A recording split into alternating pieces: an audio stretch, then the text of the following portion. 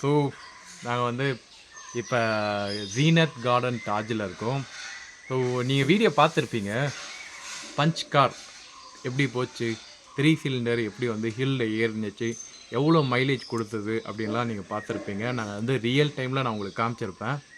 இப்போ பஞ்ச் காரை பொறுத்த வரைக்கும் 3 சிலிண்டர் இருக்கே, வாங்கலாமா வேணாமா, அதோட இன்ஜின் எஃபிஷியன்சி எப்படி இருக்குது அப்படின்லாம் வந்து நிறைய பேருக்கு ஒரு டவுட் இருக்கும். கண்டிப்பாக இப்போ வாங்கினா எனக்கே அந்த ஒரு டவுட் வந்து என்னடா 3 சிலிண்டர் வாங்கிட்டோமே அப்படின்னு.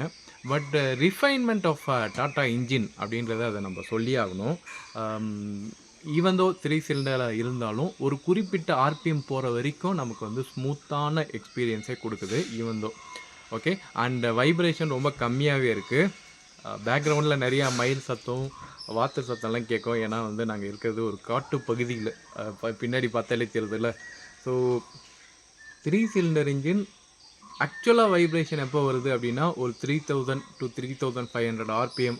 நீங்கள் வந்து ஒரு 120க்கு மேலே, ஒரு 100லேருந்து மேலே போகும்போதே லைட்டாக அந்த 3 சிலிண்டர் இன்ஜினோட அந்த சவுண்டு கொஞ்சம் ரெவ் சவுண்ட் கேட்கும். அது ஆல்மோஸ்ட் எல்லா கார்லேயுமே 4 சிலிண்டர்லேயே கேட்குது. நான் யூஸ் பண்ண கார்லேயே பார்த்தீங்கன்னா ஒரு 4 சிலிண்டர்லேயே கேட்குது. ஸோ அந்த ஒரு விஷயம் சின்னதாக பெருசாக அப்படியே ரம்மிங் சவுண்ட்லாம் கேட்குறது. அது நீங்கள் அந்த ஸ்பீட் போகிறீங்க அப்படின்றது அந்த சவுண்டில் உங்களுக்கு தெரியும்.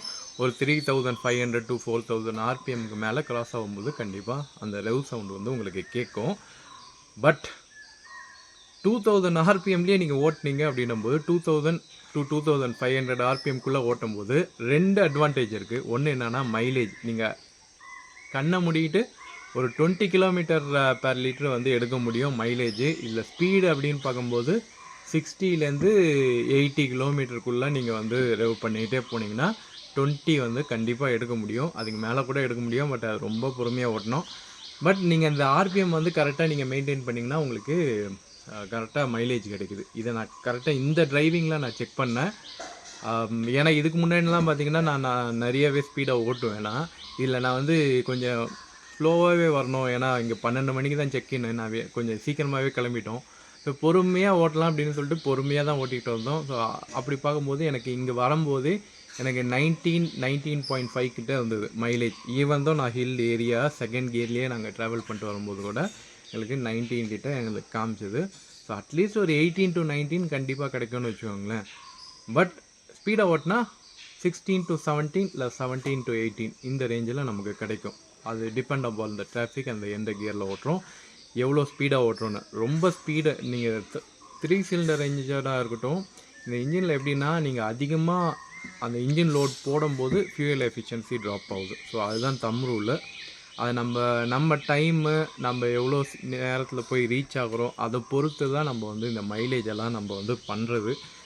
இப்போ இதுக்கு முன்னாடி கூர்கு வீடியோலாம் நீங்கள் பார்த்தீங்கன்னா, நாங்கள் சீக்கிரமாக கிளம்பிட்டோம். கூர்கு ஊட்டியெல்லாம் பார்த்திங்கன்னா ஒரு குறிப்பிட்ட டெஸ்டினேஷனை நாங்கள் வந்து ஈவினிங்குள்ளே கடந்தாகணும் அப்படின்னும்போது, ஸோ அந்த ட்ராவல் டைம் நாங்கள் சீக்கிரமாக போகணும் அப்படின்றது ரொம்ப முக்கியம். ஸோ அதனால் நான் வந்து 110 வந்து ஓட்டுவேன்.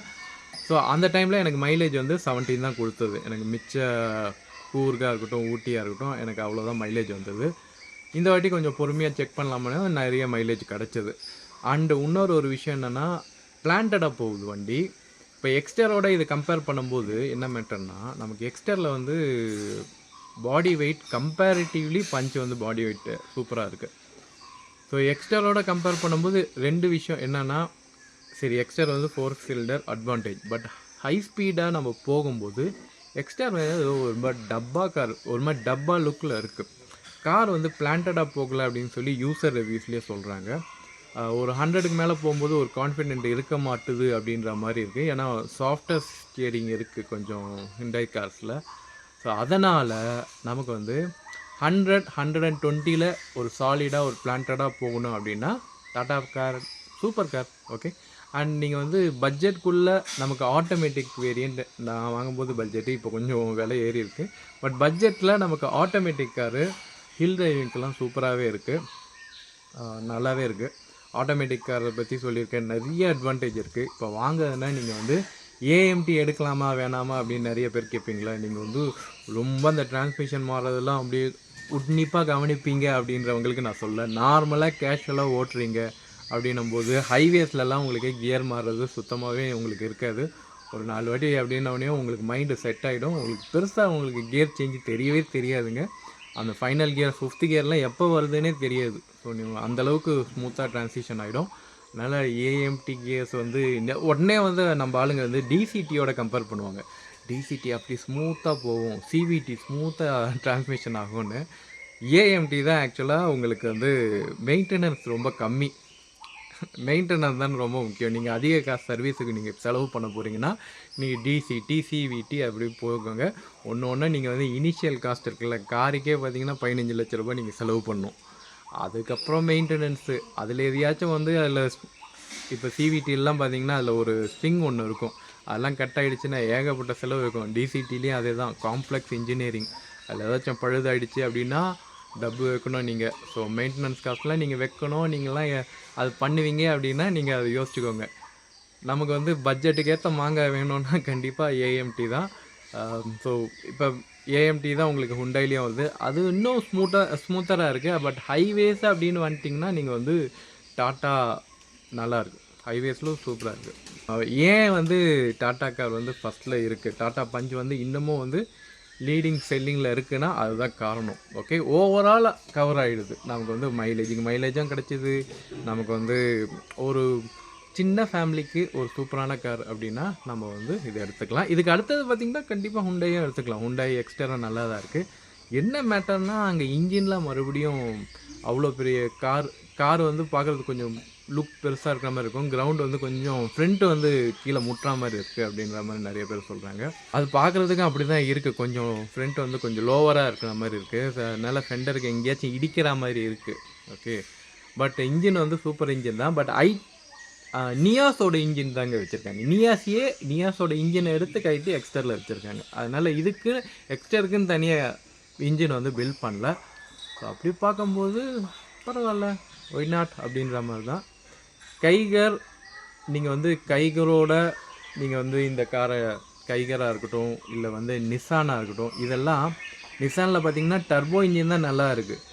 மிச்ச என்ஏ வேரியண்ட்லாம் வந்து நல்லா இல்லை. கைகரில் பார்த்திங்கன்னா வைப்ரேஷன் இருக்குது. ஈவன் நிசான் மேக்னைட்லேயே பார்த்திங்கன்னா நமக்கு வந்து வைப்ரேஷன் இருக்குது அப்படின்றாங்க. நான் மிச்ச காரில் ஓட்டினேங்க, நான் கைகர் ஓட்டினேன். ஸ்டீரிங்கில் அந்த கியர் பாக்ஸில் கை வைக்கும்போதே வைப்ரேஷன் தெரிஞ்சது. அந்த விஷயத்தில் நமக்கு வந்து அதை கொஞ்சம் இன்சுலேட் பண்ணியிருக்காங்க, நல்லாவே இன்சுலேட் பண்ணியிருக்காங்க. இன்னும் கொஞ்சம் வின் நாய்ஸு, கொஞ்சம் டயர் நாய்ஸ்லாம் கொஞ்சம் இன்சுலேட் பண்ணாங்கன்னா நல்லாயிருக்கும். அது ஒரு சின்ன சின்ன விஷயங்கள். பட்ஜெட் காரில் எல்லாத்துலேயும் ஒரு 100க்கு மேலே போகும்போது அந்த வின் நாய்ஸ் கேட்க தாங்க செய்யுது. It's a budget car. Okay, ரொம்ப பண்ணும்போது அவங்களுக்கு ரொம்ப செலவாகும்.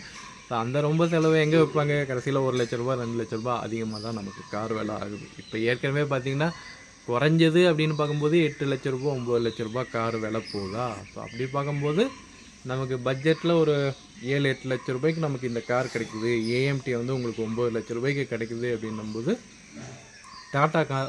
டாட்டா பஞ்ச் வந்து one of the best option சொல்லலாம். ஓகே, இல்லை நீங்கள் 4 சிலிண்டர் தான் வேணும், நான் பிடிச்சா 4 சிலிண்டர் தான் எடுப்பேன் அப்படின்னா நீங்கள் எக்ஸ்ட்ரா போகலாம். It's depend on you. Okay, ஆனால் நீங்கள் அதில் டிரைவிங்கை நீங்கள் பார்த்து ஓட்டணும். Okay, and build quality Tata build நான் சில இடம்லாம் காமிக்கிறேன், அதெல்லாம் வந்து லைட்டாக உராஞ்சிட்டு, பட் இருந்தாலும் பில்டு குவாலிட்டி அந்த ஸ்டீலோட பில்டு இருக்குல்ல, அது வேறு லெவலில் வச்சுருக்காங்க. பிளான்டடாக இருக்குது. It's like a military vehicle மாதிரி இருக்குங்க. அந்த டிசைன் பாருங்கள், அது ஒரு மிலிட்ரி வெஹிக்கிள் மாதிரி அவங்க அதை டிசைன் பண்ணியிருக்காங்க. So that is the main advantage. Even நெக்ஸானோட பார்க்கும்போது இந்த கார் வந்து ஒரு பியூர் மிலிட்ரி வெஹிக்கிள் மாதிரி இருக்கும். ஃப்ரண்ட் லுக்கெல்லாம் பார்க்கும்போது ஓகே, ஒரு சின்ன டேங்கர் மாதிரி இருக்கும். குவாலிட்டி தான் நமக்கு டாட்டா பஞ்சில் பிடிச்சிருக்கு மிச்ச காரோட கம்பேர் பண்ணும்போது. மிச்ச கார்லாம் பார்த்திங்கன்னா பாக்ஸியாக இருக்கும், சோப் டப்பா மாதிரி இருக்கும். டாட்டா கார் கொஞ்சம் பார்க்குறதுக்கு நல்லா இருக்கா? சோனட் நல்லா இருக்குங்க. சோனட்டில் டிசிடி இன்ஜின்லாம் போகும்போது, சோனட்டில் இருக்கிறது டிசிடி இன்ஜின் தான். நீங்கள் டிசிடி இன்ஜின் போகும்போது கண்டிப்பாக எவ்வளோ டிசிடி இன்ஜின்லாம் 15 lakhs போயிடுது. அப்புறம் வென்யூவும் நமக்கு இன்ஜின் நல்லாயிருக்கும். பட் வென்யூவோட இதுவும் பார்த்திங்கன்னா ஒரு 12, 13, 14 அந்த மாதிரி போயிடுது. ஸோ ஆல்மோஸ்ட் எல்லா காருமே காஸ்ட்லிங்க. பட்ஜெட்லேயே வரும்போது உங்களுக்கு கைகர், நிசானு, டாட்டா பஞ்சு, அந்த ஹுண்டாய் எக்ஸ்டரு இங்கே தான் வந்து நிற்கும். ஓகே, ஸோ இந்த காருங்களில் கம்பேரிசனில் பார்க்கும்போது 4 சிலிண்டரா 3 சிலிண்டரான்னு வந்து நிற்பீங்க. கடைசியில் 4 சிலிண்டர் நிறைய பேர் சொல்கிறாங்கன்னு சொல்லிட்டு 4 சிலிண்டர் போவீங்க. பிரேக்கிங் வந்து ஸ்டில் இம்ப்ரூவ் பண்ணோங்க. பட் பரவாயில்ல, 100 கிலோமீட்டர்ஸ் போயிட்டு நீங்கள் வந்து பிளான்டாக தான் பிரேக்கிங் போடணும். எல்லாத்துலேயுமே சொல்கிறேன், பட்ஜெட் காரை பொறுத்த வரைக்கும் இட்ஸ் நாட் டிசைன்டு ஃபார் 100+. நீங்கள் 100க்குள்ளேயே ஸ்டால் பண்ணுற மாதிரி தான் பட்ஜெட் காரை டிசைன் பண்ணியிருப்பாங்க. அதோட இன்ஜினுமே டிசைன் பண்ணியிருப்பாங்க.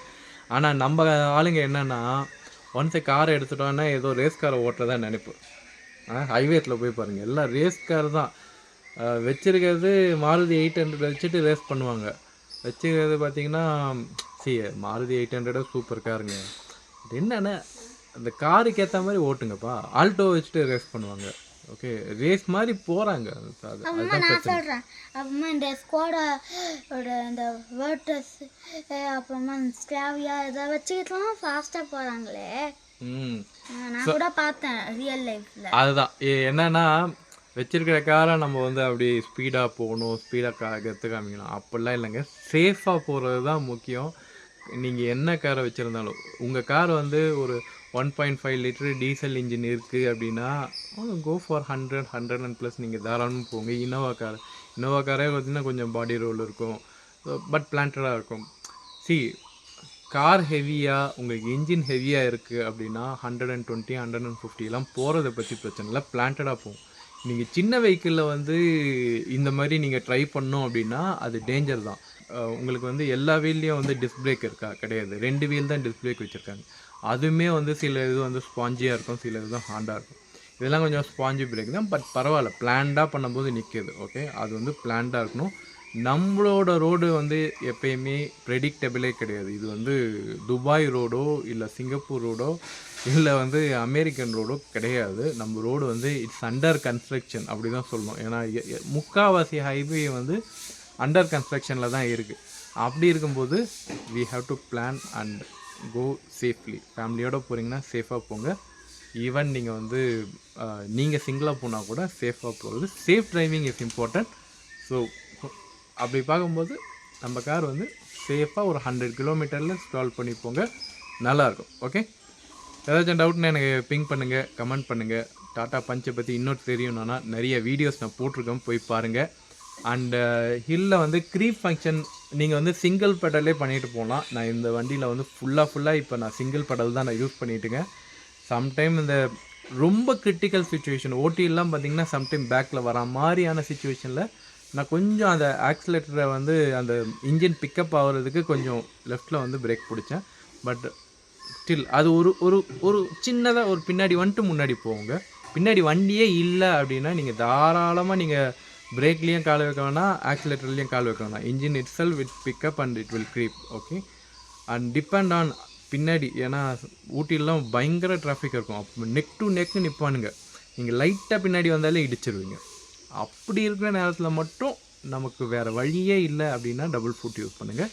பட் அது வரைக்கும் பார்த்திங்கன்னா நீங்கள் இதிலெல்லாம் சிங்கிள் ஃபுட்லேயே நீங்கள் ட்ராவல் பண்ணலாம், no problem. Okay, no problem. இங்கே இந்த ஆஃப் ரோடிங் மாதிரி வச்சுருந்தாங்க, நான் அங்கேயே நாங்கள் ட்ரை பண்ணோம். எல்லாத்துலேயுமே வந்து கொஞ்சம் லைட்டாக பின்னாடி வந்துட்டு ஃப்ரண்ட்டில் க்ரீப் பண்ண ஆரம்பிச்சிடும். ஓகே, ஸோ க்ரீப்பிங் வந்து அருமையாக வேலை செய்யுது. It's all automatic. ஓகே, இல்லாட்டினா நீங்கள் வந்து இந்த கிளச்சு பிரேக்கு ஆக்சிலேட்டர் காம்பினேஷன் வச்சு யூஸ் பண்ணணும். அதுக்கு ஒரு தனி திறமை வேணும். நீங்கள் பிகினர்ஸாக இருக்கீங்கன்னா கண்டிப்பாக automatic I will recommend. Okay, go for automatic. இனிமேல் ஃப்யூச்சரில் ஃபுல்லாக ஆட்டோமேட்டிக் தான் இருக்கும். ஏஎம்டி கண்டிப்பாக நல்லா தான் இருக்குது.